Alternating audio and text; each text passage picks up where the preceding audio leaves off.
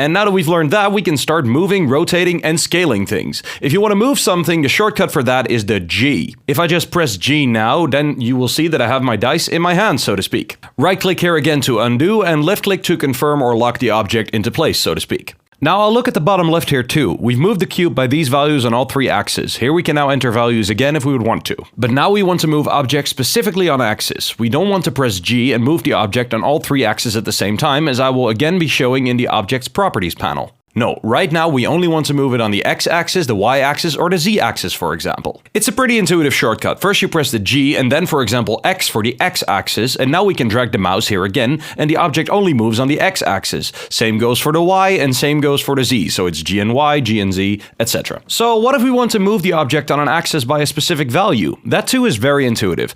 In Blender, measurements are made using the metric system. Now, if we say we want to move the cube 2 meters on the x-axis, positive 2 meters, then we're going to type gx and 2. And now the cube shifted exactly 2 meters on the x-axis in the positive direction, meaning our direction. But if you look at this input field in the top left, you can also see what happens if I press G here, for example. And when I press X, it goes to the x-axis, Y to the y-axis, Z to the z-axis. That way I can change the movement of the axes even after pressing G. However, it's very important to understand that you can only transform on one axis at the time. So for example, when you're moving on the x-axis, you cannot say, hey, now I want to work on the z-axis, because then the block will just snap right back into place and you're back where you were before. So if you want to do that, you first have to move it on the x-axis, then switch, and then move it on the z-axis. However, if we now want to move our cube on the ground but want to move it freely, then this means we want to move the cube on the x and the y-axis at the same time. So to get the cube's level with the ground, we can press GZ1, because the cube is 2 meters tall. Okay, we have to put in a little more ground for some visual representation, so we're going to add a plane, and now we can set the plane to say 20 meters, something like that.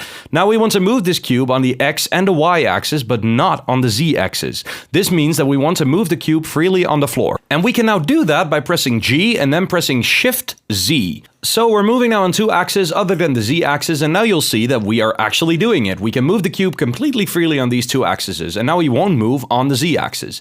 Again, this could be seen in the Object Properties panel on the right. The same applies to the other axis, of course. If I go here now and press Shift Y, then you will see that I'm now moving the object in the plane, so to speak, from the z and the x-axis, and I can move it freely there. The same goes for the x-axis, of course.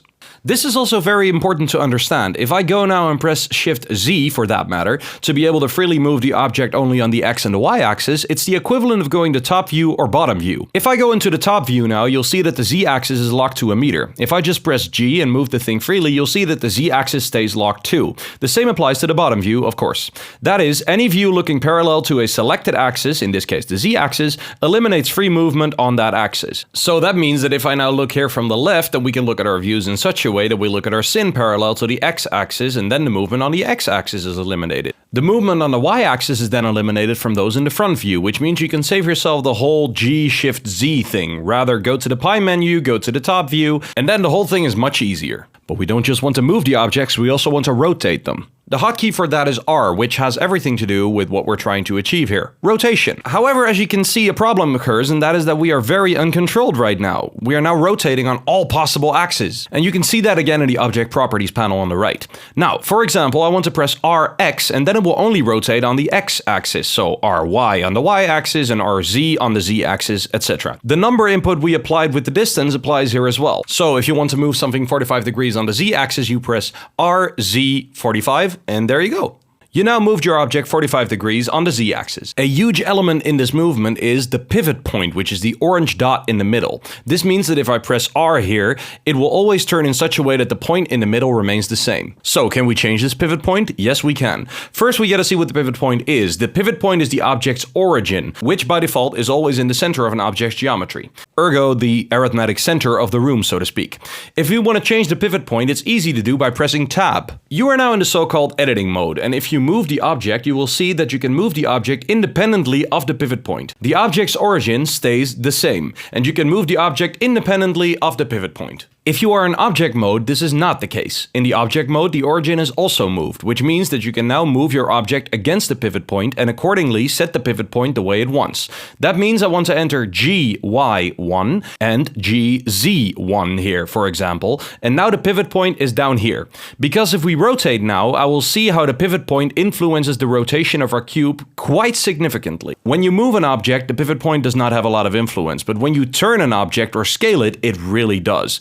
Scaling can be done with the hotkey S. If you press it, you can first make your cube bigger and smaller on all axes at the same time. And you will already see here that if I make this very small, and then all the points will get closer and closer to the pivot point, so the object gets closer to the origin. Now, if we wanted to move the origin of the object back to the center of the cube, we could do that by right-clicking now and saying set volume to the center of mass. With the cube, it doesn't make much of a difference. It's very simple geometry. With other objects, especially with text, for example, this can make a huge difference, sometimes deviating by half a meter. But in general, mass of volume is exactly what you want if you mean the center of the geometry. Now, if we want to put the cube back into the exact center of the world, so to speak, then we can go to the right-hand panel and put 0, 0, 0 and the location markers at X, Y, and Z. You can do this though, but you don't have to, because there is a so-called snap menu for all these actions. You can open it by pressing Shift S, and there you will see all the options that you might need in this specific situation. Also, you will see a lot of mention of the word cursor, but what is the cursor? The cursor is this circle, this white-red circle with this crosshair in the middle, which you can also move by taking this cursor tool here and then left-clicking. That way you have it in your own hand. If you now select your selection tool again, what you need to be able to select things, also very important, then you select the cube, then press Shift S. And now you can say you want to move the cube as your selection to the cursor. So you move the object to your 3D cursor. And as you can see here, once again, what we actually moved to the cursor is the object's origin. That means that if our object origin is in a place where we don't like it to be, it will still move there. So if we move the object origin, say to the left side of the cube, for example, we press Shift S and then 8 for selection to cursor, it will move the object accordingly. If we now right click on our object, you will also see other options for set origin. For example, origin to 3D cursor, which is very interesting in any case. That means that we can very quickly and in a very controlled manner move our origin of this cube to the point up here. That means we can now go into the edit mode, select this point, press Shift S, and then select selection to cursor, and now right click origin to 3D cursor. And now we have our origin. This means that if we now scale or rotate, everything revolves around this point. And in order to stretch our cube to make it larger, wider, or higher, we can just select an axis first, and then again, for example, press S, X, and then our cube becomes longer, or S and Y, and it becomes wider, or S and Z, and it becomes higher. And when you press S, Shift, and Z, it will become larger and wider, but not higher. And if you press S, Shift, and X, it will become wider and higher, but not longer.